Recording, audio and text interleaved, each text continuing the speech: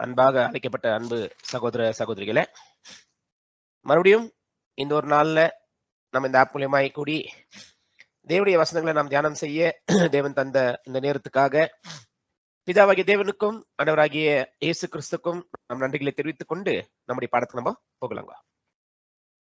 அப்போ நம்ம படிச்சிருக்கிற பாடம் எது அப்படின்னு பாத்தீங்கன்னாக்கா, இது நம்ம போன கிளாஸ்ல நம்ம ஸ்டார்ட் பண்ண ஒரு பாடம் சக்காரியா 13ஆம் அதிகாரம் 7ஆம் வசனம் நம்ம படிச்சுருந்தோம். சக்காரியா 13ஆம் அதிகாரம் 7ஆம் வசனம் என்ன படிச்சோம் போன கிளாஸ்ல அப்படின்னு பாத்தீங்கன்னா, இந்த சக்காரியா 13ஆம் அதிகாரம் 7ஆம் வசனத்துடைய கான்டெக்ஸ்ட் ஃபர்ஸ்ட் என்ன, அந்த வசனங்கள் எப்படி எழுதப்பட்டிருக்குது அப்படின்னு நம்ம ஃபர்ஸ்ட் படிக்கும் போது அதுல நம்ம என்ன கண்டுபிடிச்சோம் அப்படின்னாக்கா, கான்டெக்ஸ்ட்ல படிச்சீங்க அப்படின்னாக்கா 1ல இருந்து 6 வசனங்கள் அது ஒரு காரியத்தை குறித்து பேசுது. 7ஆம் வசனம் அது இன்னொரு காரியத்தை குறித்தது பேசுறதா இருக்குது. அப்பனா 1ல இருந்து 6 ஒரு தீர்க்க தரிசனம் தான். அதே மாதிரி 7ல இருந்து தொடர்ச்சியா பேசுறதும் ஒரு தீர்க்க தரிசனம் தான். ஆனா வேதத்துல இருக்கிற தீர்க்க தரிசனங்கள் அது சில தீர்க்க தரிசனங்கள் எப்படி இருக்கும் அப்படின்னாக்கா, இல்லைன்னா மெஜாரிட்டியான தீர்க்க தரிசனங்கள் எப்படி இருக்கும் அப்படின்னு பார்க்கும்போது நம்ம அதுவும் படிச்சிருக்கிறோம். அதுல மல்டி டைமென்ஷன் வரும். அப்படின்னா ஒரு ப்ராஃபஸி ஒரு காலத்துல இல்லாம அது ஒரு காலத்துக்குன்னா அதிகமான காலத்துக்கு அது பேசப்படும். அது நம்ம எக்ஸாம்பிள் பார்த்திருக்கிறோம். யோவேல் எழுதியிருக்கிற ப்ராஃபஸி பேதுரு எடுத்து கோட் பண்ணும்போது பேதுரு காலத்தை தாண்டி அது மறுபடியும் விசர்ஜனத்துக்கு அது பொருந்தது நம்ம பார்க்கிறோம். அதே மாதிரி அது நிறைய தீர்க்கதரிசனம் இருக்குது.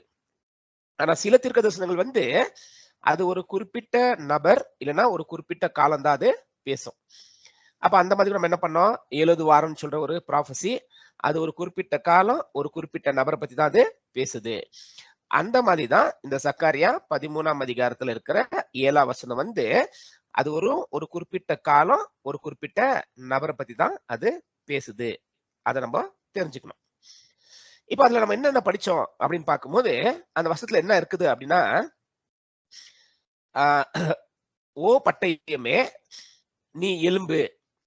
அப்ப என்ன படிச்சோன்னா, நீ எலும்பு அப்படின்னு என்ன அர்த்தம் அப்படின் போது அது ஒரு காலத்தை குறிக்குது, இல்லைன்னா அது ஏற்ற காலத்தை குறிக்குது.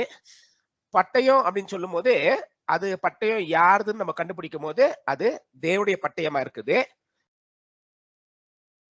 அது யாருக்கு விரோதமா எழும்பணும் அப்படின்னு பாத்தீங்கன்னாக்கா, தேவனுடைய மெய்ப்பனும் தேவனுடைய உடனாளியா இருக்கிற ஒரு மெய்ப்பன் மேல அது எழும்பணுமா இருக்குது. அப்ப அது யாரு பார்த்தோம், நம்முடைய கர்த்தராகிய இயேசு கிறிஸ்து தான் அந்த ஒரு மெய்ப்பன், அந்த ஒரு உடனாளி. தேவனுடைய பட்டயம் என்னன்னு பார்த்தோம். தேவனுடைய பட்டயம் அப்படின்னாக்கா தேவனுடைய நியாயம், நீதி, நியாய தீர்ப்பு. பட்டயம் சொல்லும் போது அது தேவனுடைய நியாயம்.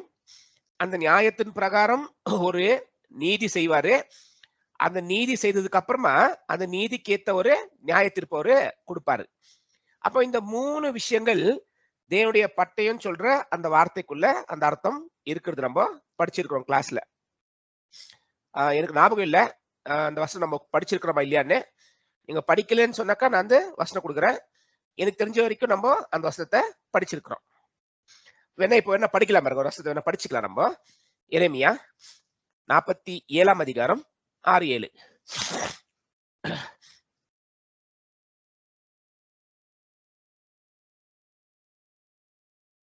எரேமியா 47வது அதிகாரம் வசனம் 6-7.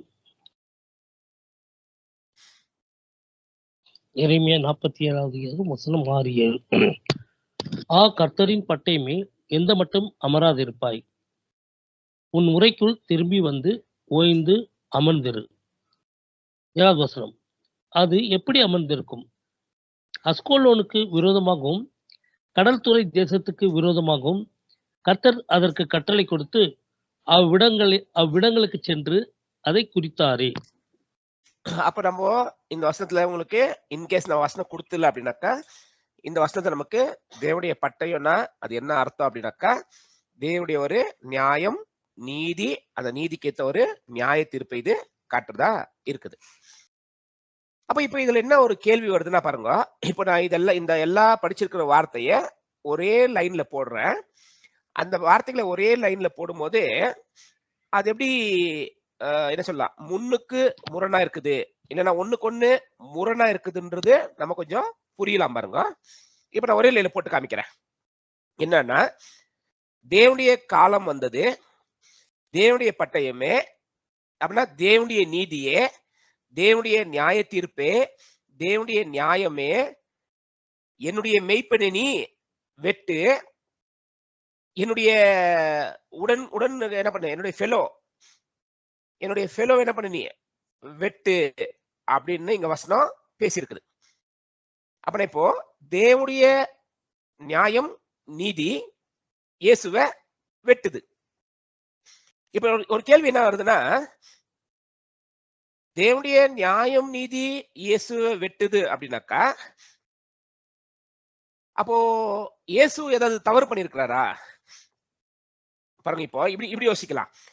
தேவனுடைய ஒரு ஜட்ஜ்மெண்ட், தேவன் ஒரு நியாய தீர்ப்பை ஒரு பாஸ் பண்ணிட்டாருனாக்கா, அந்த நியாய தீர்ப்புக்குள்ள அநியாயம் இருக்குமா? என்னோட கேள்வி புரியுது இல்லைங்களா உங்களுக்கு? தேவன் ஒரு ஜட்ஜ்மெண்ட்டை பாஸ் பண்ணிட்டாரு அப்படின்னாக்கா, அந்த ஜட்ஜ்மெண்ட்டுக்குள்ள ஒரு அநியாயம் இருக்குமான்னு கேட்கிறேன். கண்டிப்பா இல்ல. தேவன் அநியாயமா என்ன பண்ணல? தேவன் அநியாயமாய் எந்த ஒரு நியாய தீர்ப்பு அவரு செய்யறது இல்ல. எல்லா நியாய தீர்ப்புக்கும் தேவனுக்கு ஏற்ற, தேவனுடைய பிரமாணத்துக்கு ஏற்ற நியாயங்கள் இருந்தாதான் தேவன் ஒரு நியாய தீர்ப்பை அவரு கொண்டு வருவாரு. அப்ப இப்போ தேவன் இயேசு கிறிஸ்து மேல ஒரு நியாய தீர்ப்பு கொண்டு வந்திருக்கும் போது, அப்ப தேவனுடைய நியாய தீர்ப்பு கரெக்ட் தானா அப்படின்னா கரெக்ட் தான். தேவனுடைய நியாய தீர்ப்பு கரெக்ட் தான், அதுல எந்த அநியாயமும் இருக்கிறது இல்ல. இப்ப நீங்க அந்த பக்கம் யோசிங்க, அந்த பக்கம். அப்பனா இயேசு கிறிஸ்து தேவனுடைய நியாய தீர்ப்பை பெற்றுக்கொள்ளும்படிக்கு ஏதாவது செய்திருக்கிறாரா? தேவனுடைய ஜட்ஜ்மெண்ட் அவர் மேல பாஸ் பண்ற மாதிரி, தேவன் அவர் மேல நியாய தீர்ப்பை காமிக்கிற மாதிரி இயேசு கிறிஸ்து ஏதாவது செய்திருக்கிறாரா? அப்படி நம்ம ஒரு கேள்வி கேட்ட என்ன சொல்லுவோம்? எல்லாரும் என்ன பதில் கொடுப்போம்னா, இல்ல, இயேசு கிறிஸ்து அந்த மாதிரி நியாய தீர்ப்பை பெறுற மாதிரி எந்த ஒரு காரியமும் தேவனுக்கு விரோதமாக அவரு செய்வே இல்ல. அப்படின்னா பாருங்க, எப்படி இது புரிஞ்சுக்கிறது? அப்படின்னா தேவனும் அநியாயமாய் ஒரு நியாய தீர்ப்பை செலுத்துறது இல்ல. அப்புறம் இந்த நியாய தீர்ப்பு யார் மேல செலுத்தப்பட்டிருக்குது? இயேசு கிறிஸ்து மேல இந்த நியாய தீர்ப்பு செலுத்தப்பட்டிருக்குது. அப்புறம் இயேசு கிறிஸ்து மேல இந்த நியாய தீர்ப்பு செலுத்தப்பட்டிருந்தாக்கா, இந்த நியாய தீர்ப்பை பெற்றுக்கொள்ளும்படி இயேசு ஏதாவது செய்திருக்கிறாரா அப்படின்னு நாங்க அந்த பக்கம் பார்த்தோம்னாக்கா, இந்த நியாய தீர்ப்பை பெற்றுக்கொள்ளும்படி இயேசு கிறிஸ்து அப்படி ஒண்ணுமே செய்யல. அப்புறம் இயேசு செய்யல, அப்ப தேவன் செய்துட்டாரா? இல்ல, தேவன் கரெக்டா தான் செய்வாரு. அப்ப தேவன் கரெக்டா செய்துட்டாக்கா இயேசு தப்பா இருக்கிறாரா? ரெண்டுமே என்ன இருக்குது? ஒரு முரணான விஷயங்கள் இது. அது நமக்கு என்ன பண்ண முடியாதுங்களா? ஒரு என்ன சொல்லலாம், ஒரு கேஷுவலான ஒரு திங்கிங், இல்லைன்னா ஒரு நார்மலான ஒரு திங்கிங்ல என்ன பண்ண முடியாதுங்களா? இந்த ஒரு காரியத்தை நம்ம புரிஞ்சுக்கவே முடியாது. அப்ப இந்த காரியத்தை நம்ம புரிஞ்சுக்கணும் அப்படின்னாக்கா, கண்டிப்பா இந்த தேவன் நியாய தீர்ப்பு செய்திருக்கும் போது அந்த நியாய தீர்ப்புக்குள்ள ஏதோ ஒரு நியாயம் இருக்கிறதுனால தான் தேவன் ஒரு தீர்ப்பை கொடுத்திருக்கிறாரு. அந்த தீர்ப்பை பெற்று கொண்டிருக்கிறவர் அந்த பக்கம் நம்ம பார்க்கும்போது அவரு இந்த நியாய தீர்ப்பை பெற்றுக்கொள்ளும்படி எந்த ஒரு குற்றமும் அவரு செய்யலன்றது நமக்கு நல்லாவே தெரியும்.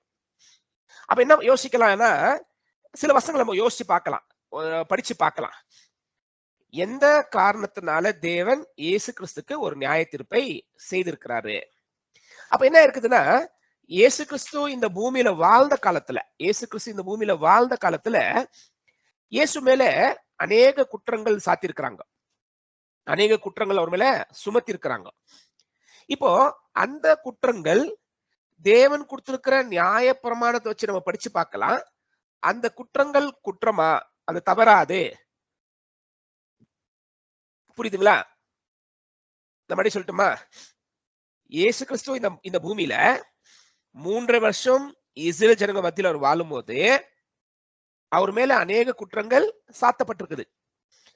இப்ப என்னென்ன குற்றங்கள் அவர் மேல சாத்தப்பட்டிருக்குதோ அந்த சாத்தப்பட்டிருக்கிற குற்றங்களை நாம் படிக்கும் போது தேவன் கொடுத்திருக்கிற நியாய பிரமாணத்துக்கு விரோதமா அந்த குற்றங்கள் இருக்குதா?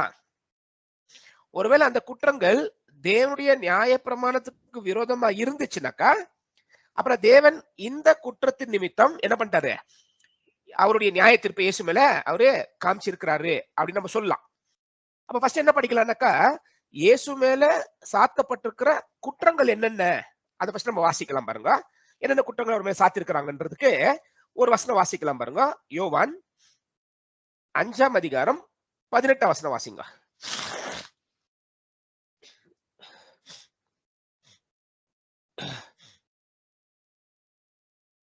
யோவான் 5வது அதிகாரம் வசனம் 18.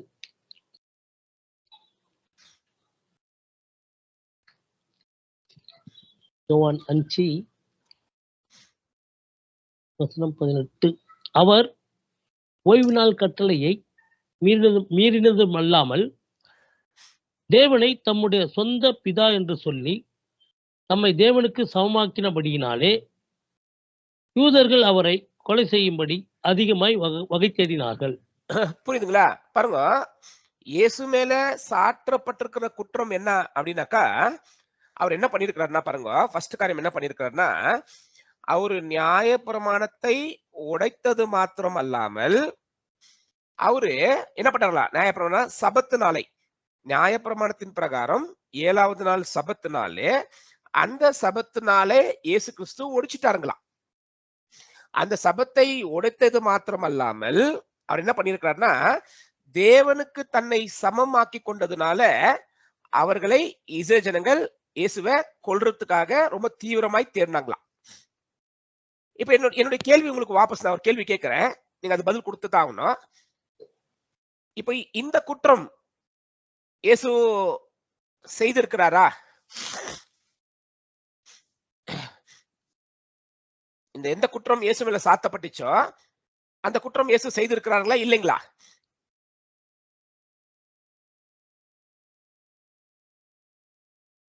இயேசு செய்யல. 1 கொரிந்தியர் 15:28. இல்ல, நான் உங்களுக்கு வசனம் கொடுக்க சொல்லல, இந்த கேள்விக்கு மட்டும் பதில் தான்.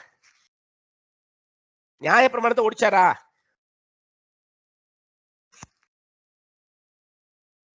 இயேசு வந்து நியாய பிரமாணத்தை ஒடிச்சாருங்களான்னு கேக்குறேன்.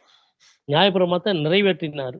இல்ல, இங்க இந்த வார்த்தை பிரகாரம் பாருங்க, கேள்வி எங்கேயோ அங்கதான் நீங்க யோசிக்கணும். இந்த வார்த்தையின் பிரகாரம் இயேசு கிறிஸ்து நியாய பிரமாணத்தை ஒடிச்சாரா?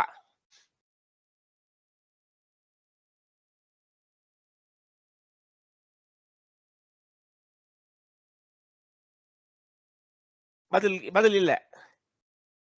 நீங்க மேத்யூல படிக்கும்போது என்ன இருக்குன்னாக்கா, அன்னைக்கு சபத்து நாளும் தெரிஞ்சு ஒரு சூமின கையக்காரன் ஒருத்தன் வரான். அன்னைக்கு இயேசுக்கு சபத்து நாளும் தெரிஞ்சு என்ன பண்றாருன்னா, அந்த சூமின கைக்காரனை அந்த கையை அவர் நீட்டி விடுறாரு. பாருங்க, அந்த கையை அவர் நீட்டி விடுறாரு. வசனம் என்ன வாசிக்கலாமா? பாருங்க, வாசிங்க. மத்தேயு 12ஆம் அதிகாரம் 1ஆம் வசனம். ஃபர்ஸ்ட் 12:1. மத்தேயு 12வது அதிகாரம் வசனம் 1. அக்காலத்திலே இயேசு ஓய்வு நாளில் பயிர் வழியே போனார். ஓகே, இங்க இல்ல, ஒரு நிமிஷம். அந்த வசனம் இல்ல, அங்க ஒரு வசனம் இருக்கும். அவரு செகண்ட் சாபத்துல இருக்கும் பாருங்க. ஒரு நிமிஷம் சொல்லிடுறேன்.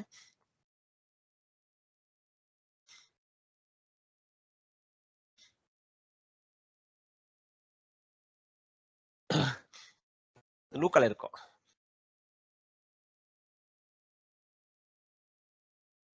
பாருங்க, 6:1 படிங்க. எதுலீங்க பிரதர்? லூக்கால பிரதர், லூக்கா 6:1. லூக்கா 6:1.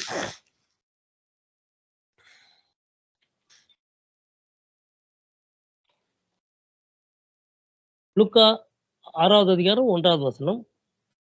பஸ்கா பண்டிகையின் 2ஆம் நாளைக்கு பின்வந்த முதலாம் ஓய்வு நாளிலே. புரியுதுங்களா? இங்க பாருங்க, நீங்க செகண்ட் சாபத் இருக்காங்க, ஒரு வார்த்தை செகண்ட் சாபத் இருக்கும். அப்பனா ஏற்கனவே ஒரு சாபத்துக்கு ஒரு வேலை செய்திருக்கிறாரு. அந்த வேலை செய்ததுக்கு அப்புறமா மறுபடியும் இன்னொரு சாபத்துக்கு என்ன பண்ணிருக்காரு அப்படின்னாக்கா, அந்த சாபத்தன்னைக்கும் அவரு வேலைய செய்யறாரு. அதுவும் சபத்துன்னு தெரிஞ்சியே அன்னைக்கு அவரு வேலையை செய்யறாரு. அப்ப அப்படி வேலை செய்த என்ன குற்றம் அவர் மேல வந்திருக்குது அப்படின்னாக்கா, இயேசு கிறிஸ்து சபத்து நாளை உடைத்தது மாத்திரம் அல்லாமல் தேவனுக்கு அவர் சமமாய் ஆக்கி கொண்டதுனால அவர்களை இஸ்ரவேல் ஜனங்கள் கொல்றதுக்காக தேடினாங்க. அப்ப இப்ப நம்ம என்ன கண்டுபிடிக்கணும் அப்படின்னா, இயேசு சபத்தை ஒடிச்சாரா? அது நம்ம ஃபர்ஸ்ட் கண்டுபிடிக்கணும். இயேசு தேவனுக்கு சமமாய் ஆக்குனாரா எங்கன்னா? அது நம்ம கண்டுபிடிக்கணும். பாருங்க, இயேசு கிறிஸ்து இந்த பூமிக்கு மனுஷனா வரத்துக்கு முன்னாடி அவரு மிக்காயலா இருக்கும்போது அது தேவன் அவருக்கு நீ சமம் அப்படின்னு கொடுத்திருக்கிறது தேவனுடைய ஒரு மகிமை. அது தேவன் கொடுத்த ஒரு பதவி அது. ஆனா எப்போ ஒரு மனிதனாய் கீழே வந்துட்டாரோ, மனுஷனா வந்துட்டாரோ, மனுஷனா வந்திருக்கிற இயேசு கிறிஸ்து தேவனுக்கு சமம்னு சொல்ல முடியாது. புரியுதா? தேவனுக்கு சமம்னு அவர் சொல்ல முடியாது. பரலோகத்துல இருக்கும்போது சொல்லலாம். எக்ஸாம்பிள் நம்ம பிலிப்பியர் படிச்சோம் போன கிளாஸ்ல. அந்த பிலிப்பியர் 2ஆம் அதிகாரம் 6ஆம் வசனம் படிக்கும் போது, அவரு தேவனுக்கு சமமாய் இருந்தும் அது திருடின பொருள் அல்ல, அது தேவன் அவருக்கு கொடுத்திருக்கிற ஒரு பொருள். ஆனா அங்கத்துல இருந்து என்ன பண்றாரு? தன்னைத்தான் வெறுமையாக்கி மனுஷ ரூபம் எடுத்து வந்தாருன்னு படிச்சோம். அப்ப இயேசு யாரு? தேவனுக்கு சமம். எப்போ? முன்னாடி. ஆனா அப்புறம் என்ன ஆயிட்டாருங்களா? அடிமை ரூபம் எடுத்து வந்ததுக்கு அப்புறமா இயேசு கிறிஸ்து தேவனுக்கு சமம் இல்ல. இயேசு கிறிஸ்து ஒருவேளை தேவனுக்கு சமம் அப்படின்ட்டாருனாக்கா அது கண்டிப்பா தப்புதான். அது சரின்னு சொல்ல முடியாது. அது பாவம். அது புரியுதுங்களா? அப்போ இயேசு என்ன சொன்னாருன்னு இப்ப நம்ம அந்த ஜனங்க சொன்ன வார்த்தை விட்டுலாம். நம்ம இயேசு என்ன சொன்னாருன்னு இயேசுடைய வாயில இருந்து கேட்கலாம். என்ன சொன்னாரு பாருங்க. யோவான் 10ஆம் அதிகாரம் 31 இருந்து படிங்க.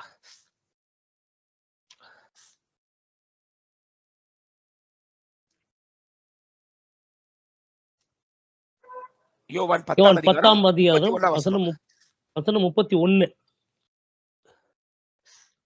அப்பொழுது யூதர்கள் மறுபடியும் அவர் மேல் கல்லெறியும்படி கல்லுகளை எடுத்துக்கொண்டார்கள். என்ன சொல்றாருனாக்கா, என்ன நடக்குதுங்கன்னு பார்க்கும்போது, யூதர்கள் இயேசு மேல கல் எறியும்படிக்கு அவர் கல்லுகளை எடுத்துக்கொண்டார்கள். அப்ப என்ன பண்ணிடுவாங்க? இயேசுவை கல் அடிக்கிறதுக்கு கல்லு எடுத்திருக்கிறாங்க. அடுத்தது 32வது வசனம். இயேசு அவர்களை நோக்கி, நான் என் பிதாவினாலே அநேக நற்கிரியைகளை உங்களுக்கு காண்பித்தேன். அவைகளில் எந்த கிரியை நிமித்தம் என் மேல் கல் எறிகிறீர்கள் என்றார். அப்ப பாருங்க, இவங்க கல் எடுக்கும் போது இயேசு கேட்கிறாரு, நான் உங்க மத்தியில அநேக நல்ல காரியங்களை நான் செய்திருக்கிறேன். அப்போ இவ்வளவு நல்ல காரியங்கள் நான் உங்க மத்தியில செய்திருக்கும் போது எந்த காரணத்துக்காக, இல்லைன்னா எந்த ஒரு காரியம் நான் தப்பா செய்திருக்கிறேன்றதுக்காக நீங்க இந்த கல்லை என் மேல எறிறீங்கன்னு அவர் அவங்களை பார்த்து கேள்வி கேட்கிறாரு. நிறைய நல்ல காரியங்கள் பண்ணியிருக்கிறேன், எதுக்காக நீங்க என் மேல கல் அடிக்கிறீங்க? இப்ப எந்த எந்த எந்த கிரியைக்காக? இப்ப அவங்க பதில் கொடுக்காங்க பாருங்க, எதுக்கு அடிக்கிறாங்கன்னு இயேசுவை. யோவான் 10வது அதிகாரம் வசனம் 33. யூதர்கள் அவருக்கு பிரதியுத்தரமாக, நற்கிரியை நிமித்தம் நாங்கள் உன்மேல் கல் எறிகிறதில்லை. நீ மனுஷனாய் இருக்க உன்னை தேவன் என்று சொல்லி இவ்விதமாக தேவ தூஷணம் சொல்லுகிறபடியினால் உன்மேல் கல் எறிகிறோம் என்றார்கள். பாருங்க, அவங்க என்ன பதில் தராங்களா? பாரு, நீ நல்ல காரியங்கள் பண்ண பாரு, அந்த நல்ல காரியம் நிமித்தம் நான் உங்க மேல கல் எறியல, அதுக்காக நாங்க உங்க மேல கல் எறியல. ஆனா நீ ஒரு தேவ தூஷணம் பண்ணிருக்கிற. என்ன தேவ தூஷணம் பண்ணிருக்கிறனாக்கா, நீ மனிதனா இருந்து உன்னவே நீ தேவனாய் மாத்திக் கொள்றதுனால, உன்னவே நீ தேவன் மாதிரி காமிக்கிறதுனால, நாங்கள் அந்த காரணத்துக்காகத்தான் நான் உங்க மேல கல்லெறிகிறோம், உங்க மேல கல்லடிக்கிறோம்ன்றது அவங்களுடைய ஒரு பதிலா இருக்குது. அப்பனா இயேசு கிறிஸ்து மனிதனா இருக்கும் போது தேவனுக்கு தன்னை உயர்த்திக்கினாரா, தேவனுக்கு சமமாய் தன்னை உயர்த்தினாரா அப்படின்னு நீங்க பாத்தீங்கன்னாக்கா, அடுத்த வருஷம் உங்களுக்கு படிக்க தெரிஞ்சிரு பாருங்க.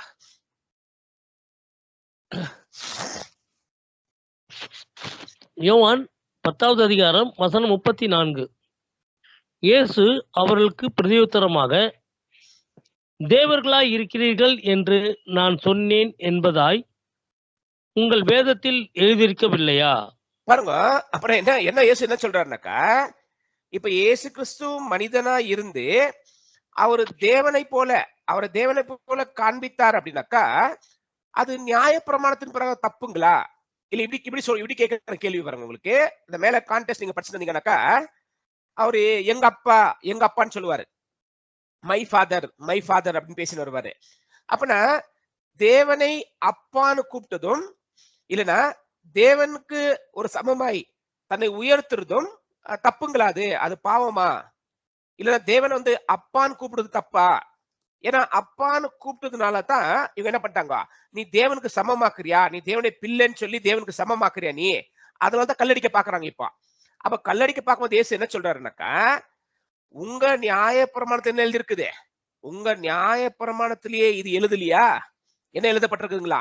நீங்கள் தேவர்கள் வசனம் எழுதிருக்குங்களா? யூ ஆர் காட்ஸ் அப்படின்னு வசனம் எழுதிருக்குங்களா? அப்பனா இயேசு தன்னை தேவன் சொல்றதுல தப்பு இல்லை, இல்லைன்னா அவரு தேவனுடைய மகன் சொல்றதுல தப்பு இல்ல. இது நான் சொல்றது நியாய பிரமாணத்தின் பிரகாரம். நமக்கு இன்னும் எதுவும் நம்ம படிக்கலைங்க. நம்ம இப்ப என்ன கண்டுபிடிச்சு இருக்கிறோம்னாக்கா, தேவனுடைய நியாய தீர்ப்பு இயேசு கிறிஸ்து மேல வந்திருக்குது. அப்புறம் தேவனுடைய நியாய தீர்ப்பை தேவன் இயேசு கிறிஸ்து மேல காமிக்கும் போது எந்த நியாயத்துல காமிச்சாரு? அப்ப ஏதோ ஒரு நியாயம் இருக்கணும் தேவனுக்கு. அப்ப எந்த நியாயத்துல காமிச்சிருக்கிறாரு? அதே போல இயேசு கிறிஸ்து பக்கம் தேவன் நியாய தீர்ப்பு செய்யற அளவுக்கு நடந்திருக்கிறார் அவரு. இதான் நம்முடைய கேள்வி. அந்த கேள்விக்கு தான் பதில் தேடி இருக்கிறோம். அப்ப அந்த பதில் தேடுவது என்ன கண்டுபிடிச்ச? ஃபர்ஸ்ட் இயேசு மேல இருக்கிற குற்றம் என்ன? நியாய பிரமாணத்தை ஒடிச்சாரு, தேவனுக்கு தன்னை சமமாக்குனாரு. இது இயேசு மேல சொல்லப்பட்டிருக்கிற குற்றம். அப்பனா தேவனுக்கு சமமாக்குறது நியாய பிரமாணத்தின் பிரகாரம் தப்பா? நம்ம வசனம் படிச்சிட்டோம். நியாய பிரமாணத்தின் பிரகாரம் தேவனுக்கு சமமாக்குறது தப்பு இல்ல. அப்படின்னா தேவனுடைய பிள்ளைகள் சொல்றது நியாய பிரமாணத்தின் பிரகாரமே தப்பு இல்ல. என்ன கண்டினியூ பண்றாரு? ஏன் அப்படி அவர் சொன்னாருன்னு கண்டினியூ பண்றாரு. அடுத்த வசனம் படிங்க, 35. யோவான் 10வது அதிகாரம் வசனம் 35. தேவ வசனத்தை பெற்றுக்கொண்டவர்களை தேவர்கள் என்று சொல்லி அவர் சொல்லி இருக்க, வேத வாக்கியமும் தவறாததா இருக்க. பாருங்க, if he called them gods, ஏன் அந்த ஜனத்தை நம்ம தேவர்கள் சொல்லணும்? நீங்கள் தேவர்கள் அப்படின்னு நியாயப்பிரமாணம் எழுதி இருக்குதுங்களா? யாருக்கு யார சொன்னார் தேவன் அந்த மாதிரி? நீங்கள் தேவர்கள் தேவன் யார சொன்னாரு? அதான் இங்க சொல்றாரு. யார சொன்னாருங்களா? unto whom the word of God came. யாருக்கு தேவனுடைய வசனங்கள் கொடுக்கப்பட்டிருக்குதோ அந்த வசனத்தை வாங்கின ஜனங்கள் யாரு அப்படின்னாக்கா, நியாய பிரமாணத்தின் பிரகாரம் அவங்க தேவர்கள், தேர் காட்ஸ். மறுபடி சொல்லட்டுமா? தேவனுடைய வசனம் யார்கிட்ட வந்திருக்குதோ அந்த வசனத்தை யார் வாங்குறாங்களோ அந்த வாங்குறவங்க தேவனுடைய நியாய பிரமாணத்தின் பிரகாரம் அவங்க தேவர்கள், தேர் காட்ஸ். கரெக்டா செய்யுங்க. வசனம் 35 திரும்ப படிங்க, கரெக்டா படிக்கணும். 35 வசனம்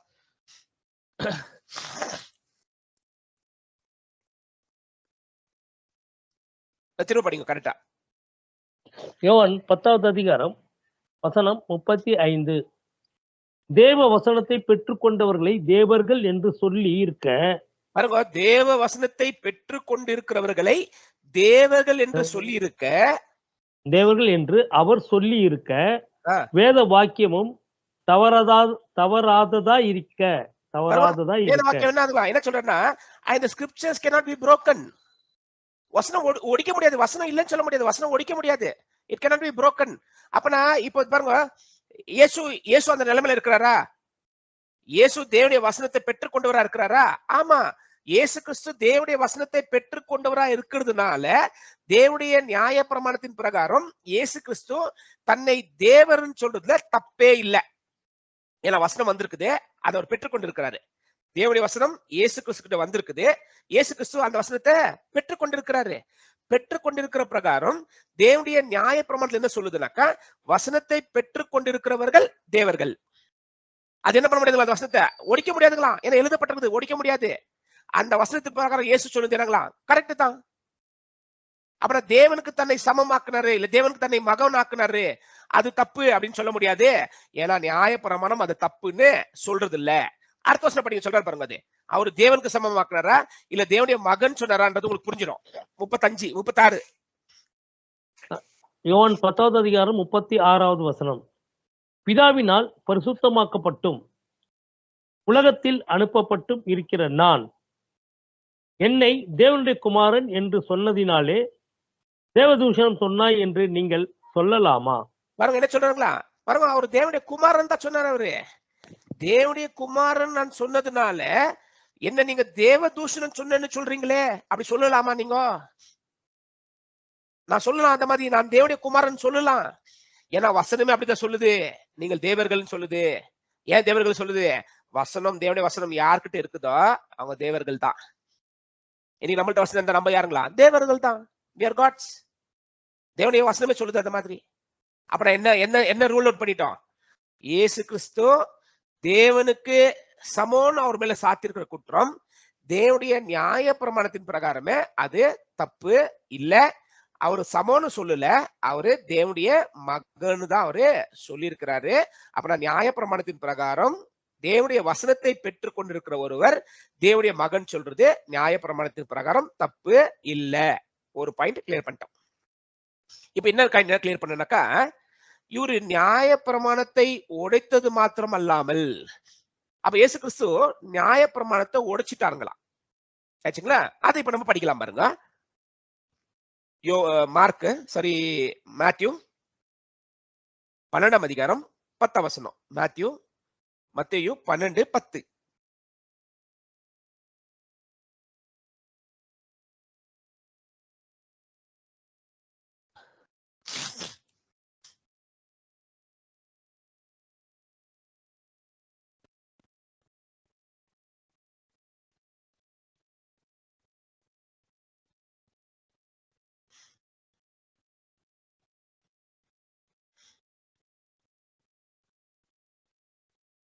அத அன்மியூட் பண்ணிக்கோங்க. சாரி, மத்தேயு 12வது அதிகாரம் வசனம் 10.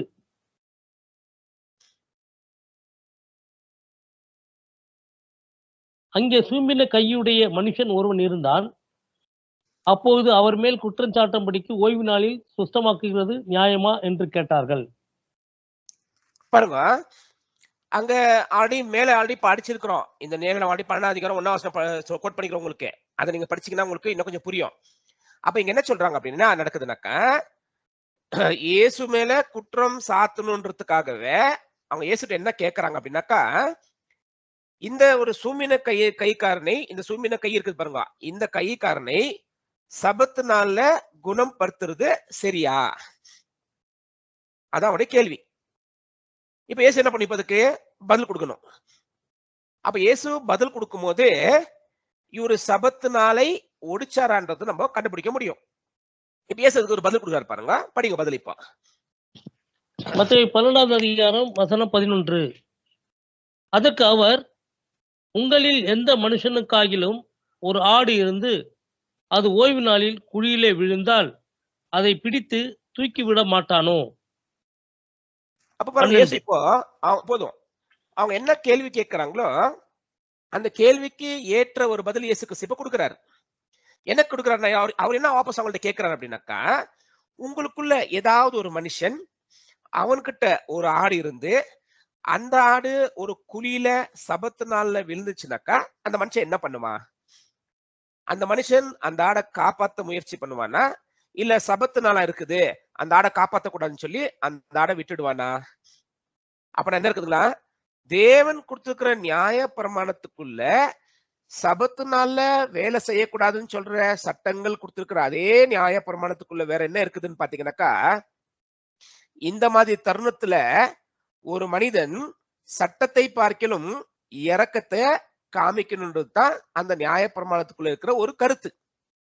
அதுக்குள்ள என்ன இருக்குதுங்களா பாருங்க, ஒரு தேவனுடைய வசனத்தை வார்த்தையாய் படிச்சா அது ஒரு அர்த்தம் கொடுக்கும், ஒரு மீனிங் கொடுக்கும்.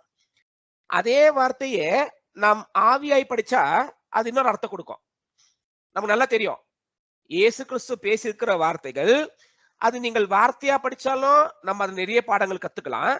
ஆனா அதே வசனங்களை நாம் ஆவிக்குரிய விஷயமா ஆவிக்குரிய சிந்தையில படிச்சாலும் அதுல இன்னும் உன்னதமான விஷயங்களை நம்ம நல்லா கத்துக்கலாம்.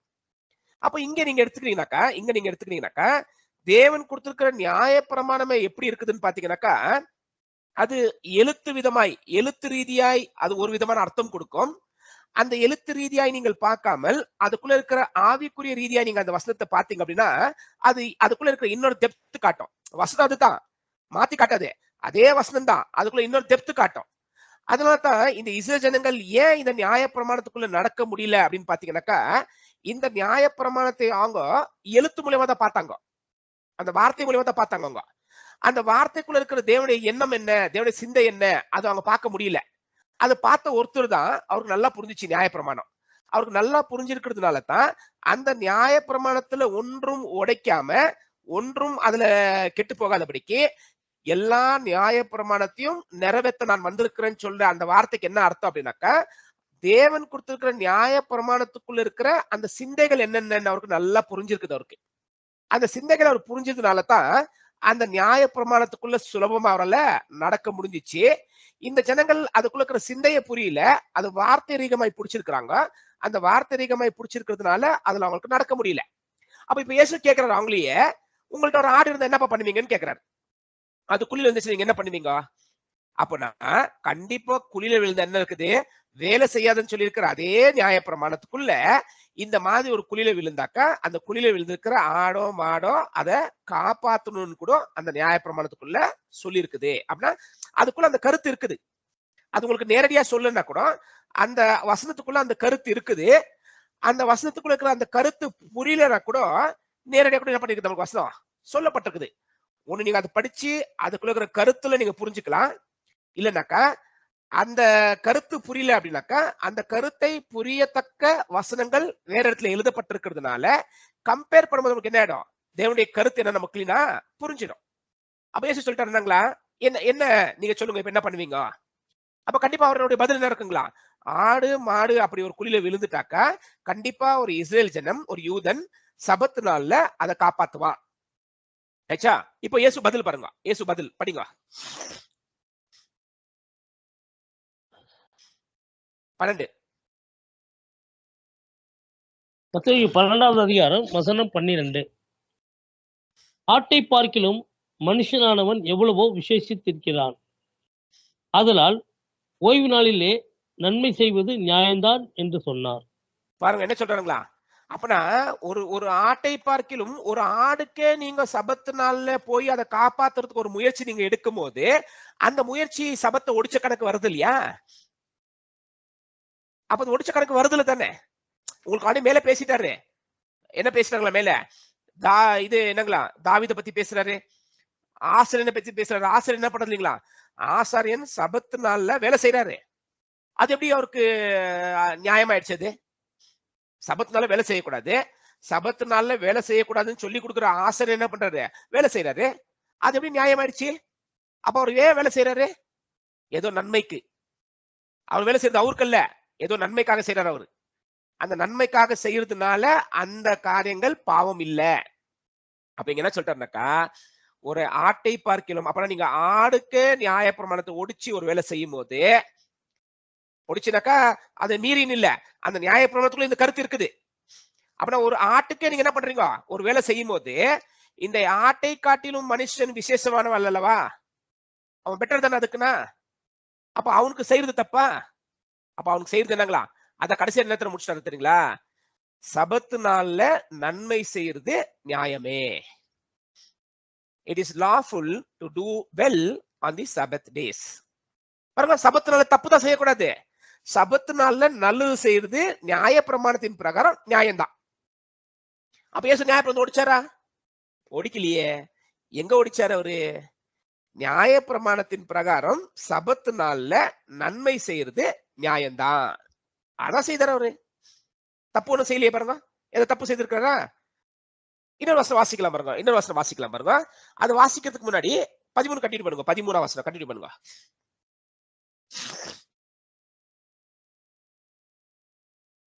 மத்தேயு 12வது அதிகாரம் வசனம் 13.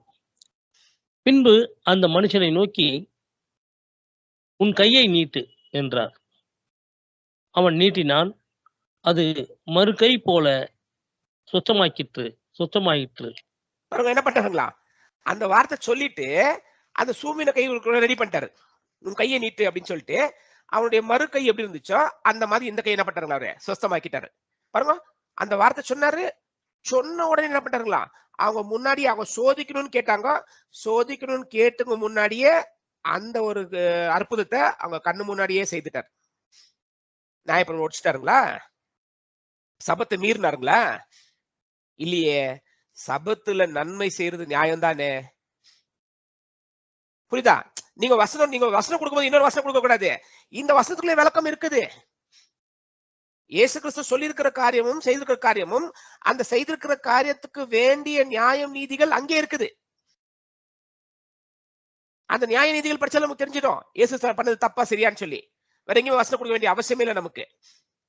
அப்ப இங்க நம்ம என்ன படிச்சுட்டோம்னாக்கா, இயேசு கிறிஸ்து சபத்து நாள்ல குணமாக்குனது இல்லைன்னா ஒரு அற்புதம் செய்தது நியாய பிரமாணத்தின் பிரகாரம் அது நியாயம்தான்.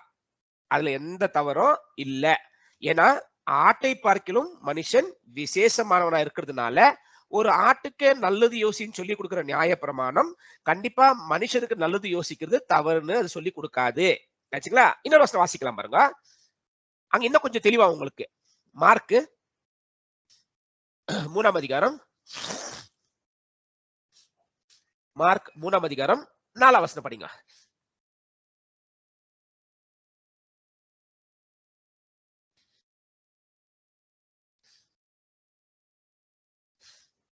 மார்க் 3வது அதிகாரம் வசனம் 4.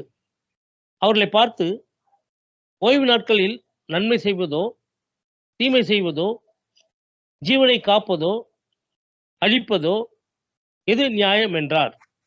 அவங்களுக்கு கேட்கிறாரு. அதற்கு அவர்கள் பேசாமல் இருந்தார்கள். பாருங்க, அவர் கேட்கிறாரு நியாய பிரமாணத்தின் பிரகாரம். பாருங்க, உங்களுக்கு நான் கேள்வி கேட்கிறேன்ப்பா, நீங்க சொல்லுங்கப்பா. சபத்து நாள்ல நல்லது செய்யறது தப்பா? Is it lawful to do good on the Sabbath days? நல்லதுங்களா? அவரே கேட்கிறாரு. சபத்துல நல்லது பண்ணலாமா? அது நியாயமா? சபத்து நாள்ல தவறு செய்யறதுக்கு பதிலா ஒரு ஈவில் செய்யறதுக்கு பதிலா ஒருத்தரை காப்பாத்தலாமா? ஒருத்தரை கொல்றதுக்கு பதிலா அவரை காப்பாத்தலாமா? அப்ப என்ன பண்ணிருக்கணும்? இப்போ இயேசு கிறிஸ்து சபத்து நாளை ஒடித்தார் என்று சொல்லி இருக்கிற இந்த ஜனங்கள் இயேசு கிறிஸ்து நியாய பிரமாணத்துடைய விளக்கத்தை அவங்கள்ட்ட கேட்கும் போது அந்த விளக்கத்துக்குள்ள என்ன சொல்லி இருக்கணும்? இங்க ஆமா தப்புதான், நீ பண்ணது தப்பு அப்படின்னு சொல்லி இருக்கல. சொல்ல பாருங்க, சைலண்ட் ஆயிட்டாங்க. வாய முடியும் சைலண்ட் ஆயிட்டாங்க, சொல்லவே இல்லை அவங்க. அப்புறம் என்ன அவங்களுக்கு என்ன புரியுது? அவங்களுக்கு நல்லா புரியுது, சபத்து நாள்ல நல்லது செய்யறது நியாயம்தான், சபத்து நாள்ல கெட்டது செய்யறது தவறுதான். அப்ப நான் ஒரு நல்லதுக்காக ஒரு நல்ல கிரியை செய்துட்டாக்கா அது தப்பு இல்ல. பாத்தீங்களா? அப்ப கண்டிப்பா இயேசு கிறிஸ்து என்ன பண்ணல, சபத்து நாள்ல எந்த ஒரு நியாய பிரமாணத்தையும் அவரு ஒடிக்கல. நியாய பிரமாணம் என்ன சொல்லி இருக்குதோ அந்த நியாய பிரமாணத்துடைய வசனத்தின் பிரகாரம் தான், நியாய பிரமாணத்துக்குள்ள தேவன் என்ன எதிர்பார்த்து கொடுத்திருக்கிறாரோ அந்த எதிர்பார்ப்பு பிரகாரம் தான் என்ன பண்ணிருக்காரு, அவர் காரியங்களை செய்திருக்கிறது தவிர அவர் கண்டிப்பா எந்த ஒரு விரோதமான காரியமும் நியாய பிரமாணத்துக்கு விரோதமா அவரு செய்யவே இல்லை. இன்னொரு இடத்துல பேசுற பாருங்க, இதே மீனிங் இடத்துல பேசுற பாருங்க, உங்களுக்கு இன்னும் கொஞ்சம் புரிஞ்சிடும். மத்தேயு 12ஆம் அதிகாரம் 7ஆம் வசனம்.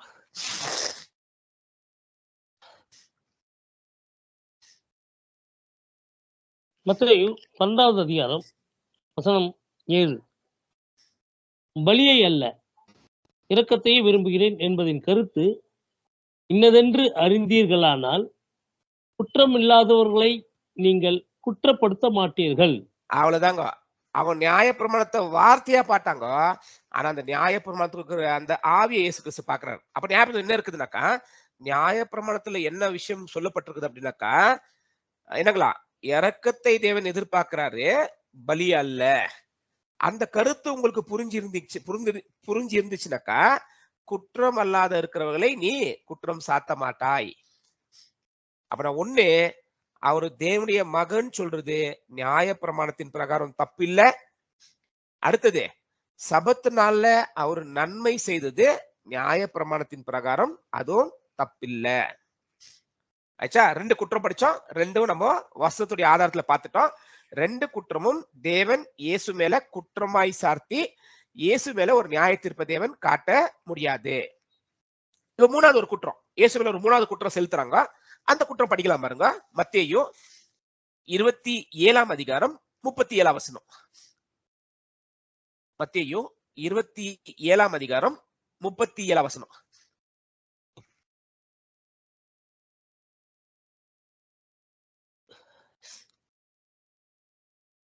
மத்தேயு 27 அதிகாரம் வசனம் 37.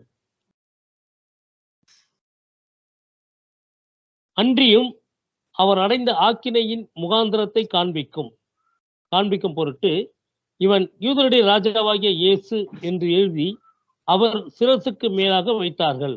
பாருங்க, அவர் மேல வந்து தண்டனை அப்படின்னா எந்த குற்றத்தின் நிமித்தம் இயேசு கிறிஸ்துக்கு தண்டனை கொடுக்கப்பட்டது, அந்த குற்றத்தை என்ன பண்ணிட்டாங்க, அவருடைய தலைமையில எழுதிட்டாங்களாம். என்ன குற்றங்கள் அவர் மேல செலுத்தப்பட்டிருக்குதுன்னு பாத்தீங்கன்னாக்கா, Jesus of Nazareth the king of Jews, இதான் அவர் செய்த குற்றம். அவர் என்ன செய்தாருங்களா, தன்னை யூதருடைய ராஜான்னு சொன்னது ஒரு குற்றம். அந்த குற்றத்தின் நிமித்தம் தான் இவரு அடிக்கப்பட்டாரு. அந்த ஒரு குற்றம் இயேசு மேல சாத்தி இருக்கிறாங்க. இப்ப ஒரு கேள்வி வருது, இயேசு கிறிஸ்து தன்னை ராஜான்னு சொன்னதுனால குற்றமா? அது ஒரு தவறாது, அது ஒரு பாவமா? சரி, இயேசு எங்கடா தன்னை ராஜா அப்படின்னு சொல்லி இருக்கிறாரா அப்படின்னு பாத்தீங்கன்னாக்கா, பாருங்க வாசிக்கலாம். மத்தேயு 27 அதிகாரம் 11 வசனம். மத்தேயு 27 அதிகாரம் வசனம் 11.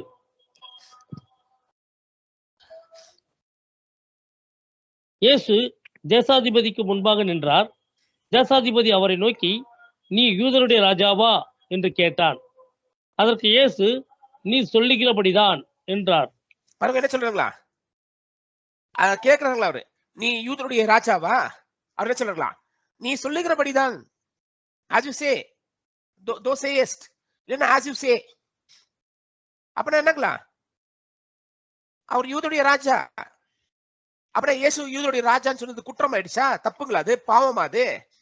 அது தேவனுடைய நியாய பிரமாணத்தின் பிரகாரம் பாவமா? அது குற்றமா? அது அப்படின்னு பாத்தீங்கன்னாக்கா, அப்புறம் இயேசு கிறிஸ்து உண்மையாவே யூதருக்கு ராஜா தானா அப்படின்னா, கண்டிப்பா இயேசு கிறிஸ்து உண்மையாவே யூதருக்கு ராஜா தான். அப்ப அந்த ராஜான்னு சொல்ற அந்த ஒரு அப்ளிகேஷன் அவருக்கு எப்போ கிடைக்குது அவருக்கு, இல்ல எப்போ அவர் உண்மையா யூதருக்கு ராஜா அப்படின்னு நம்ம யோசிச்சு பார்க்கும் போது, இயேசு கிறிஸ்துடைய 2ஆம் வருகையில தான் இயேசு கிறிஸ்து யூதருக்கு ராஜா. ஆனா இங்கே முதல் வருகையில என்ன எடுத்துக்குதுங்களா, யூதருடைய ராஜான்னு அவர் மேல குற்றத்தை சார்த்தி அந்த குற்றத்துக்கு ஏற்ற தண்டனை என்ன பண்ணிட்டாங்க, கொடுத்துட்டு அந்த தலைமையில அந்த குற்றத்தை எழுதி இருக்கிறாங்க. அப்படின்னா இயேசு கிறிஸ்து முதல் வருகையிலே ராஜா தானா, அவர் யூதருக்கு ராஜா தானா முதல் வருகையில கூட? அதை நம்ம கொஞ்சம் கண்டுபிடிக்கணும். அதை கண்டுபிடிக்கிறதுக்கு முன்னாடி, இயேசு கிறிஸ்து யூதர்களுக்கு ராஜா தானா? எப்போ? செகண்ட் கம்மிங்ல அவரு யூதருக்கு ராஜா தானா? ஆமா, அவர்கள் யூதர்களுக்கு ராஜா தான். அப்போ இயேசு கிறிஸ்து யூதர்களுக்கு எப்ப ராஜாவா ஆகுவார் அப்படின்னா, நமக்கு அடிவாசனம் என்ன இருக்குதுங்களா, எசேக்கியேல்ல ரொம்ப தெளிவா பேசப்பட்டிருக்குது. என்ன பேசப்பட்டிருக்குதுனாக்கா, தேவன் ஜெதேக்கியாக்கு சொல்றாரு, ஜெதேக்கியா உன்னுடைய கிரீடத்தை எடுத்துட்டு, இனி முன்போல் இராதே, அதை நான் கவிழ்ப்பேன். அதுக்கு உரிமைக்காரர் வரும்போது அதுக்கு உரிமைக்காரர் வரும் மட்டும் அது இல்லாம இருக்கும். அவர் வரும்போது அதை நான் அவர் கையில கொடுப்பேன். அப்புறம் தேவன் சொல்லியிருக்கிற இந்த ஒரு தீர்க்க தரிசனம் வசனத்தின் பிரகாரம் உண்மையா என்ன நடந்துச்சுன்னு பாத்தீங்கன்னாக்கா, பாபிலோன்ல தொடங்கி மேதோ பர்ஷியா, கிரீக்கு, ரோமுக்கு அப்புறம் இஸ்ரேல் சொல்ற ராஜ்யம் இல்லாம போயிடுச்சு. அப்புறமா 1878க்கு அப்புறம் தான் இஸ்ரேல் சொல்ற ஒரு தேசம் மறுபடியும் சேர்க்கப்பட்டு இன்னைக்கு இஸ்ரேல் ஒரு தேசம் இருக்குது. ஆனா இப்ப இருக்கிற இஸ்ரேல் தேசத்துக்கு இயேசு கிறிஸ்து ராஜாவா? இல்ல, இயேசு கிறிஸ்து அதுக்கு இன்னும் ராஜாவா ஆகல. ஏன்னா இயேசு கிறிஸ்து இப்போ நமக்கு ராஜா. இந்த பரலோக அழைப்புக்குள் வந்திருக்கிற பாருங்க, இந்த பரலோக அழைப்புக்குள் இருக்கிற நமக்கு அவர் ராஜா. ஏன்னா நாம் அவருடைய ராஜ்யமாய் மாறதுக்காக நமக்கு ஒரு ராஜா, ஒரு ராஜ்யத்தை தேவன் வச்சிருக்கிறாரு. அப்ப என்ன பண்றாரு தேவன், நம்மளை இருள் இருந்த நம்மை ஆச்சரியமான வெளிச்சத்துக்குள்ள கொண்டு வந்து தன்னுடைய குமாரனுடைய ராஜ்யத்துல நம்மள சேர்த்திருக்கிறாரு. அப்ப நான் இயேசு கிறிஸ்து எப்போ மரித்து அப்பாவுடைய வலது புறத்துல போய் உக்காந்துட்டாரோ, உக்காந்த அன்னிலிருந்து இன்னைக்கு மட்டும் இயேசு கிறிஸ்து நமக்கு ராஜாவா தான் இருக்கிறாரு. அப்ப நமக்கு ராஜா நமக்கு ராஜான்ற அந்த ஒரு வேலை ஆனதுக்கு அப்புறமா தான் அவர் இஸ்ரேலுக்கு ராஜாவாகணும். அப்ப இதெல்லாம் மாடி படிச்சிருக்கிறோம். எப்ப இஸ்ரேலுக்கு ராஜாவாவாரு பாருங்க, ரோமர்ல படிச்சிருக்கிறோம். ஜாதிகளை நிக்க முடியணும், சியோன்ல மீட்பர் போவாரு, சியோன்ல மீட்பர் போறதுக்கு முன்னாடி கர்த்தருடைய நாமத்துல ஒருவர் ஆசீர்வதிக்கப்பட்டவர்கள் கூப்பிடணும். சக்காரியா 14ஆம் அதிகாரம் இதெல்லாம் உங்களுக்கு அந்த வசத்துக்கு அந்த விளக்கத்துக்கு இருக்கிற கான்டெஸ்ட் அதெல்லாம் படிச்சா உங்களுக்கு புரிஞ்சிடும். அப்ப இப்ப என்ன படிக்கணும்னாக்கா, இயேசு கிறிஸ்து முதல் வருகையில இஸ்ரேலுக்கு ராஜாவா பாருங்க. வசனம் வாசிக்கலாம். மத்தேயு 21ஆம் அதிகாரம் 5ஆம் வசனம். மத்தேயு 21ஆம் அதிகாரம் 5ஆம் வசனம்.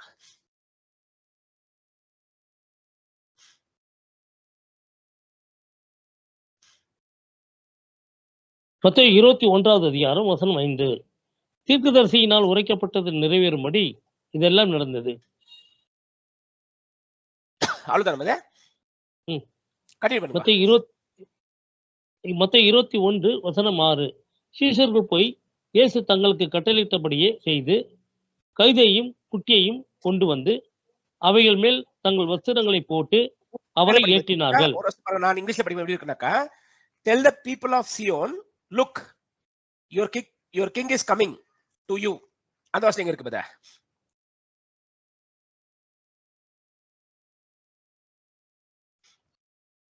எனக்கு 5ல இருக்கு இங்கிலீஷ்ல. இல்ல 4ல இருக்கு. இதோ மத்தேயு 21வது 4வது வசனம். இதோ உன் ராஜா சாந்த குணமுள்ளவராய் கழுதையின் மேலும் கழுதை குட்டியாகிய மரியின் மேலும் ஏறிக்கொண்டு உன்னிடத்தில் வருகிறார் என்று சீயோன் குமாரத்திற்கு சொல்லுங்கள் என்றார். பாருங்க என்ன சொல்லுங்களா, நீ போய் சீயோன் குமாரத்திற்கு சொல்லு, உன்னுடைய ராஜா எளிமை உள்ளவராக கழுதை மேலும் கழுதை குட்டி மேலும் அவரு வருகிறார் என்று சீயோனுடைய குமாரத்திற்கு போய் சொல்லுண்டு. இது ஒரு ப்ராபசி. இது வந்து ஜக்காரியால சொல்லப்பட்டிருக்கிற ஒரு தீர்க்க தரிசனம். அப்போ ஜக்காரியால சொல்லப்பட்டிருக்கிற அந்த தீர்க்க தரிசனம் என்ன சொல்லுது அப்படின்னாக்கா, இயேசு கிறிஸ்து கழுதை குட்டி மேல வரும்போது அந்த தீர்க்க தரிசனம் நிறைவேறி இருக்குது. அப்புறம் இயேசு கிறிஸ்து கழுதை குட்டி மேல வரும்போது அவருக்கு என்ன பேரு? அவர் யார்? அவரு ராஜா. அப்படிதான் வசனம் இருக்குதுங்க, யூதோடைய ராஜா. இது 2ஆம் வருகைக்கு சம்பந்தப்பட்டதா? இயேசு கிறிஸ்து 2ஆம் வருகையில வரும்போது கழுதை மேல வருவாருங்களா? இல்லைங்க. வெளிப்படுத்தல் எடுத்து படிச்சு பாருங்க. வெளிப்படுத்தல் 19ஆம் அதிகாரம் நீங்க படிச்சீங்கன்னாக்கா, அவர் கழுதை மேல வருது இல்ல, குதிரை மேல வராரு. அப்ப இயேசு கிறிஸ்து 2ஆம் வருகையில ராஜாவா வரும்போது குதிரை மேல வருவாரு. ஆனா முதல் வருகையில இயேசு கிறிஸ்து ராஜாவா வரும்போது அவரு கழுதை மேல வருவாரு. அவர் யாருக்கு ராஜா அப்படின்னாக்கா, முதல் வருகையில இயேசு கிறிஸ்து இஸ்ரேலுக்கு ராஜா தான். இப்ப நீங்க கேட்கலாம், எப்படின்னு கேட்கலாம் நீங்க. எப்படி ஒரு ராஜா நம்ம சொல்ல முடியும்? என்ன அர்த்தத்துல இந்த ஒரு விஷயம் அவருக்கு சொல்ல முடியும் அப்படின்னு பாத்தீங்கன்னாக்கா, பாருங்க, இது ஒரு தீர்க்க தரிசனம். ஆல்ரெடி ஜக்காரியால சொல்லியிருக்கிற ஒரு தீர்க்க தரிசனம்.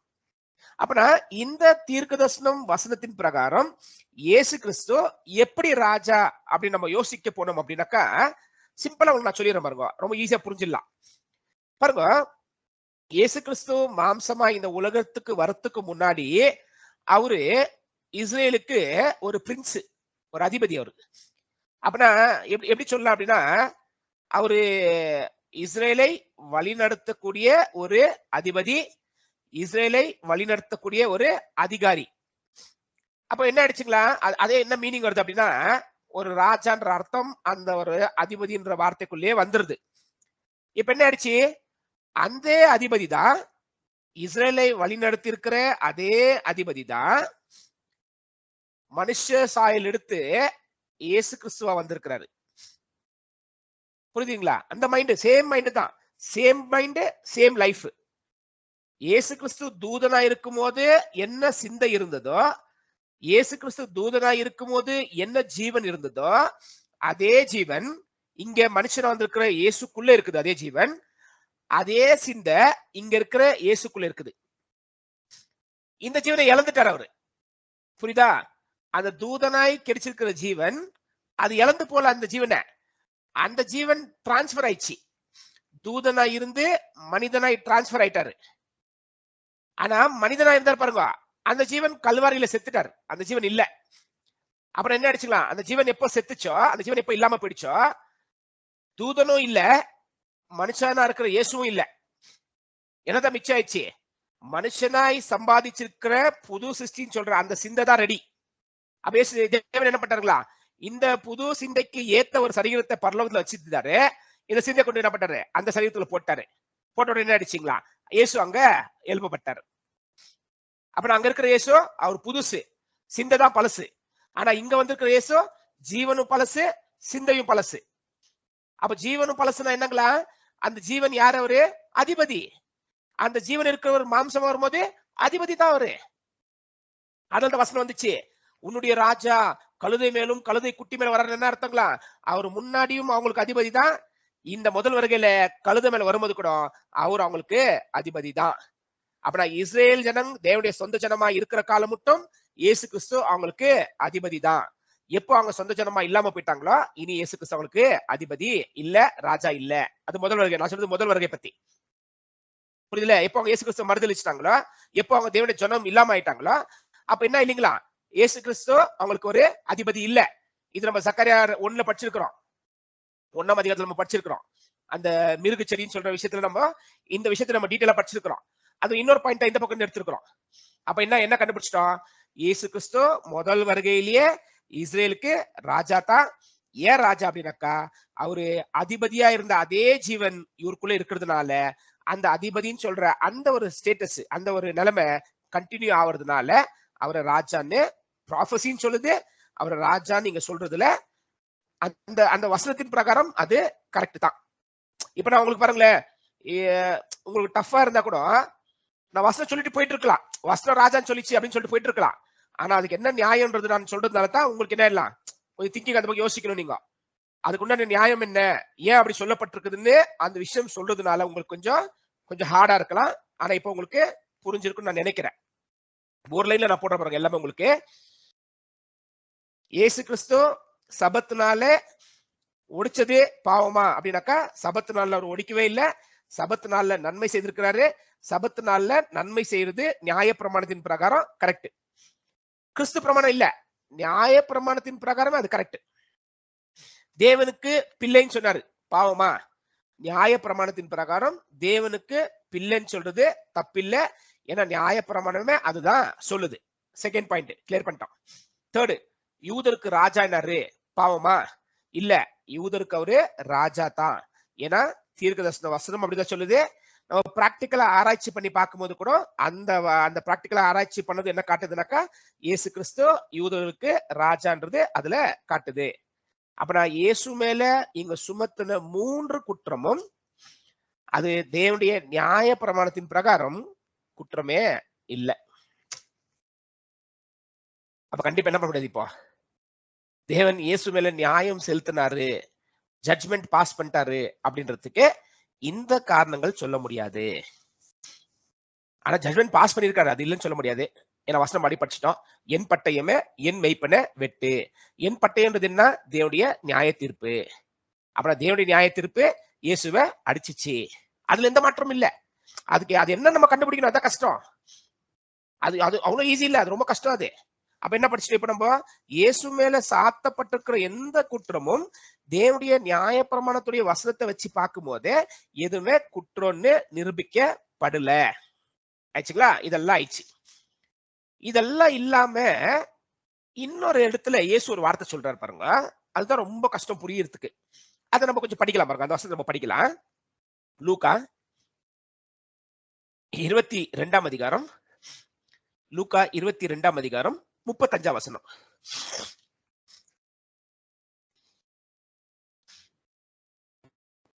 லூக்கா 22வது அதிகாரம் வசனம் 35. பின்னும் அவர் அவர்களை நோக்கி, நான் உங்களை பணப்பையும் சாமான் பையும் பாதரட்சைகளும் இல்லாமல் அனுப்பின போது ஏதாயிலும் உங்களுக்கு குறைவா இருந்ததா என்றார். பாருங்க, இப்போ இயேசு என்ன கேட்கிறார் அப்படின்னாக்கா, இந்த சீஷர்களை இயேசு கிறிஸ்து இந்த சீஷர்களை முன்னாடி நமக்கு நல்லா தெரியும், லூக்கா 10ஆம் அதிகாரத்துல அனுப்புறாரு. அந்த மாதிரி நெரேட்டிவ் என்ன பண்ணிக்கிறீங்களா, இவங்கள அனுப்பி இருக்கிறாரு.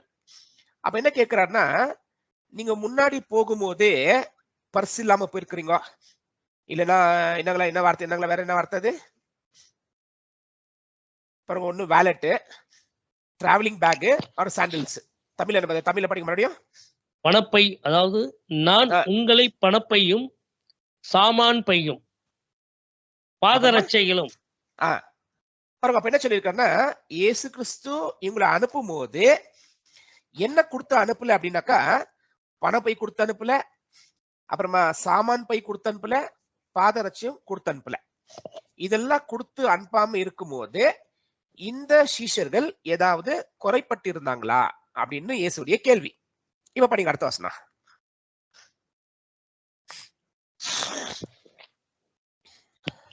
வசனம் அதே கண்டினியூ பண்ணுங்க. அதே 36 லாஸ்ட் இல்ல 35 முடிக்கல இன்னும். பாதரட்சையும் இல்லாமல் அனுப்பின போது ஏதாகிலும் உங்களுக்கு குறைவா இருந்ததா என்றார். அவர்கள் ஒன்றும் குறைவா இருந்ததில்லை என்றார்கள். பாருங்க, சொல்றாங்களா, அந்த ஜனங்க சொல்றாங்க, அப்போஸ்தலர்கள் சொல்றாங்க, எங்களுக்கு ஒன்றும் குறை இருந்ததில்லை.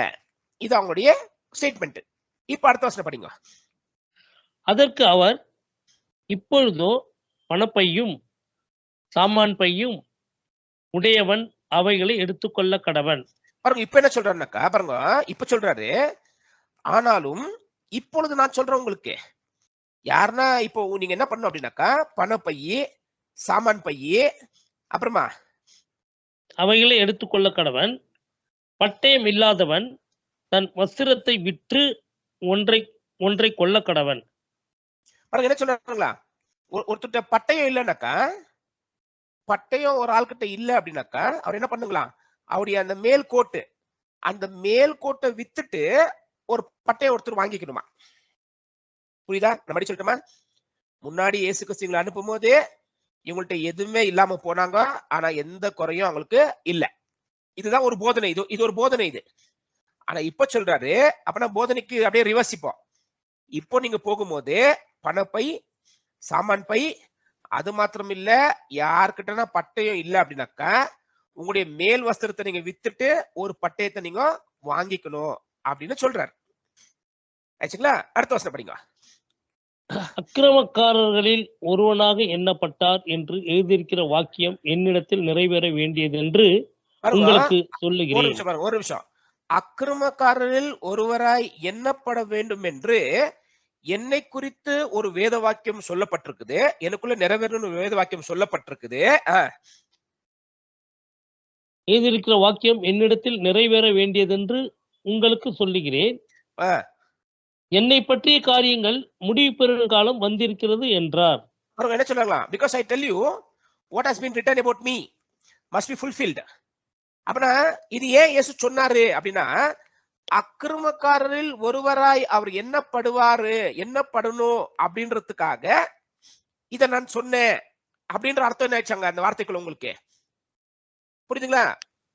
அந்த வசனம் உங்களுக்கு புரியுதா நல்லாவே? பாருங்க, அக்கிரமக்காரரில் ஒருவராய் நான் என்னப்படணும்ன்றதுக்காக என்ன இருக்குது, அக்கிரமக்காரரில் ஒருவராய் நான் என்னப்படுவேன்னு வேத வாக்கியம் எழுதப்பட்டிருக்குது. அந்த எழுதப்பட்டிருக்கிறதுனால நான் உங்களுக்கு சொன்னேன். அப்போ என்ன யோசிக்கலாம், இல்ல என்ன நம்ம சொல்லலாம் அப்படின்னாக்கா, முன்னாடி இயேசு ஒரு போதனை கொடுத்திருக்கிறாரு, அப்புறமா அந்த போதனையை மாத்தி சொல்றாரு. அந்த மாத்தி சொல்லும்போது என்ன சொல்றாரு அப்படின்னா, அக்கிரமக்காரரில் ஒருவராய் நான் என்ன பட்டு இருக்கிறேன், இல்ல என்ன படணும் நான் உங்களுக்கு சொல்றேன், என்னை பத்தி எழுதி இருக்குது, நான் உங்களுக்கு சொல்றேன். அப்போ ஒரு கேள்வி வருது, நீங்க உங்க பணப்பை எடுத்துக்கோங்க, உங்க சாமான் பை எடுத்துக்கோங்க, நீங்க பட்டயத்தை எடுத்துக்கோங்க. அப்படி ஒருவேளை பட்டயம் இல்லை அப்படின்னாக்கா அவன் அந்த மேலங்கியை வித்துட்டு ஒரு பட்டயம் வாங்கணும்னு சொல்றது ஒருவேளை இயேசுடைய குற்றமா, அது இயேசுடைய ஒரு தவறுன்னு எடுத்துக்கலாமா, இல்ல இயேசுடைய ஒரு தவறாது இருக்குமா? அப்ப நம்ம என்ன பண்ணலாம், இத நம்ம அடுத்த கிளாஸ்ல யோசிக்கலாம். இயேசு கிறிஸ்து இந்த ஒரு போதனையை இந்த அப்போஸ்தலர்களுக்கு கொடுத்திருக்கிறது சரியா தப்பா? இது தேவனுடைய நியாயத்தின் பிரகாரம் சரியான போதனையா இல்ல தவறான போதனையான்றது நம்ம அடுத்த கிளாஸ்ல படிக்கும் போது நமக்கு அது புரிஞ்சிட்டு அப்புறம் என்ன பண்ணலாம், என்ன புரியுறோமோ அந்த புரிந்த விஷயத்துக்கு சார்ந்த வசனத்தின் ஆதாரத்து மேல நம்ம போயிடலாம். அப்புறம் எல்லாமே வசனம் தாங்க, எதுவுமே வசனம் இல்லாமல் ஒரு சின்ன விளக்கம் கூட இருக்காது.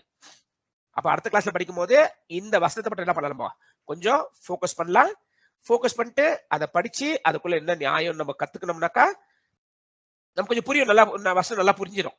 அப்ப புரியும் போது அந்த என்ன இந்த வசனத்துக்குள்ள நம்ம என்ன புரிஞ்சுக்கிறோமோ அந்த புரிஞ்சிருக்கிற அர்த்தத்துக்குள்ள இருக்கிற வேற வசனங்களை நம்ம படிச்சிட்டோம்னாக்கா நமக்கு இந்த சப்ஜெக்ட் கிளியர் ஆயிடும். ஆச்சுங்களா? அப்ப இதோட கண்டினியூட்டி நான் நெக்ஸ்ட் கிளாஸ்ல பண்றேன். தேங்க்யூ.